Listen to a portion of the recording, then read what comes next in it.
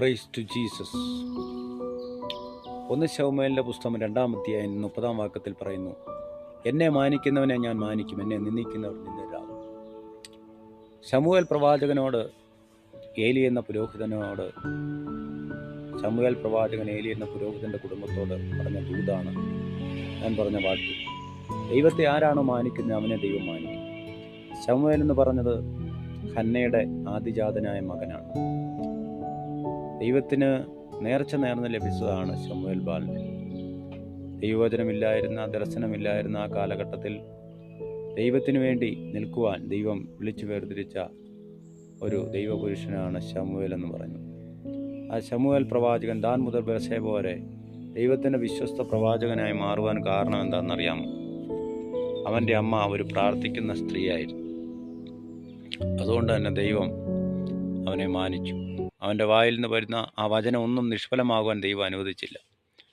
എന്തുകൊണ്ടാണ് ശമൂവേലിനെ ദൈവം ആ കാലഘട്ടത്തിൻ്റെ വാക്കായി, കാലഘട്ടത്തിൻ്റെ വക്താവായി ദൈവം ഉപയോഗിക്കാനുണ്ടായ കാരണം എന്ന് പറയുന്നത്, അവൻ്റെ ജീവിതത്തിൽ ദൈവ സാന്നിധ്യത്തിന് വില കൊടുക്കുന്ന ആളായിരുന്നു. മന്ദിരത്തിലെ വിളക്ക് അണയുന്നതിന് മുമ്പ് തന്നെ പെട്ടകത്തിൻ്റെ അടുത്തായിരുന്നു അദ്ദേഹത്തിൻ്റെ കിടപ്പ്.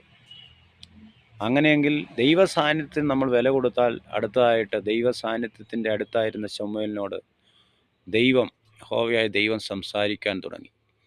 ഓഡിബിളായിട്ട് സംസാരിക്കുന്ന ദൈവത്തെ ആദ്യം ശമൂവേലിന് അറിയത്തില്ല. പക്ഷേ ഏലി പറഞ്ഞു കൊടുത്ത ശേഷം ഏലിയെ കഴിഞ്ഞു ആഴത്തിലുള്ള ബന്ധത്തിൽ യഹോവയുടെ പ്രവാചകനായി, ദൈവത്തിൻ്റെ നാവായി ഒരു കാലഘട്ടം ദൈവത്തിന് വേണ്ടി ശോഭിക്കുവാൻ ദൈവം ശമൂവേലിനെ ബലപ്പെടുത്തി. ദൈവ സാന്നിധ്യത്തിന് നിങ്ങൾ വില കൊടുത്താൽ ദൈവം നിങ്ങളോട് സംസാരിക്കും. പെട്ടകം ദൈവ സാന്നിധ്യത്തിന് നിഴലാണ് പഴയ നിയമത്തിൽ.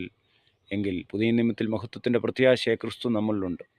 നമ്മളിൽ ഈ ദൈവ സാന്നിധ്യം നിലനിൽക്കണമെങ്കിൽ പെട്ടകത്തിനകത്ത് പന്നയിട്ട് വെച്ച പൊൻപാത്രം, അഹരോന്റെ തള്ളത്ത് വടി, നിയമത്തിൻ്റെ കൽപ്പലക ഉള്ള പോലെ ആരാധന, പ്രാർത്ഥന, വചനം എന്നിവ കോൺസ്റ്റൻ്റായിട്ട് നമ്മുടെ ജീവിതത്തിലുണ്ടെങ്കിൽ ദൈവമഹത്വം വെളിപ്പെടും. ഓഡിബിളായിട്ട് ദൈവശബ്ദം കേട്ട ശമൂവേൽ പിന്നീട് ദൈവത്തിൻ്റെ പ്രത്യക്ഷത, ദർശനത്തിൽ കർത്താവിനെ കണ്ടു. അതിനുശേഷം തനിക്ക് ദർശനത്തിൽ കണ്ട, ശബ്ദം കേട്ട ആ കർത്താവ് തനിക്ക് പ്രത്യക്ഷനായെന്ന് നമുക്ക് ശമൂവേലിൻ്റെ പുസ്തകത്തിൽ കാണാൻ സാധിക്കും. ദൈവ സാന്നിധ്യത്തിന് ആര് വില കൊടുക്കുന്നോ അവരോട് ദൈവം സംസാരിക്കും. We are the walking temple of the living God. ഈ തലമുറയിൽ ദൈവ സാന്നിധ്യം വഹിക്കുന്ന ദൈവത്തിൻ്റെ മന്ദിരങ്ങളാണ്. അതുകൊണ്ട് തന്നെ നിങ്ങൾ ദൈവത്തെ മാനിച്ചാൽ ദൈവം നിങ്ങളെ മാനിക്കും. ദൈവം ആർക്കും കടക്കാരനല്ല. ദൈവം നിങ്ങളുടെ പ്രവൃത്തിയും വിശുദ്ധന്മാരെ ശുശ്രൂഷിക്കുന്നതിനാലും തൻ്റെ നാമത്തോട് കാണിച്ച സ്നേഹവും മറന്നു കളയാൻ നീതിയുള്ള ദൈവമല്ല. ഈ ദൈവം